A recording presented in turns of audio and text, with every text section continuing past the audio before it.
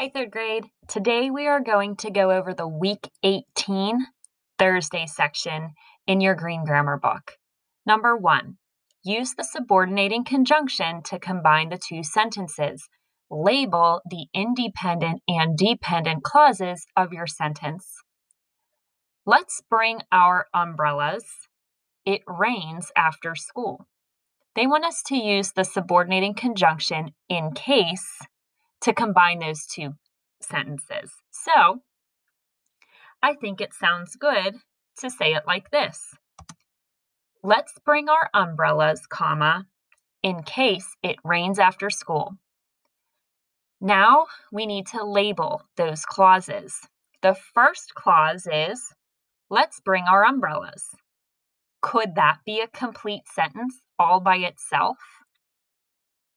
Yes. So that is an independent clause because it can stand by itself. The second clause is, in case it rains after school. That one is not a complete sentence as is. So therefore, that clause would be a dependent clause. Number 2, identify if the sentence is simple, compound, or complex. While the oven heated, we prepared the cookie dough. So again, we have two clauses in this sentence. The first one is, while the oven heated. Listen to that one. Does that sound like it could be a complete sentence, or is that a fragment? Hopefully you're saying, no, while the oven heated by itself is not a complete sentence. Therefore, it's a dependent clause. But let's look at the other clause here. We prepared the cookie dough. That is a complete sentence. Remember, it has a subject, we, and the predicate, prepared the cookie dough. Therefore, that is an independent clause. And when you have a mix of dependent and independent clauses in a sentence, that is a complex sentence. Number 3, my favorite, use descriptive language to rewrite the sentence. Right now it's boring and it only says the dog drank water.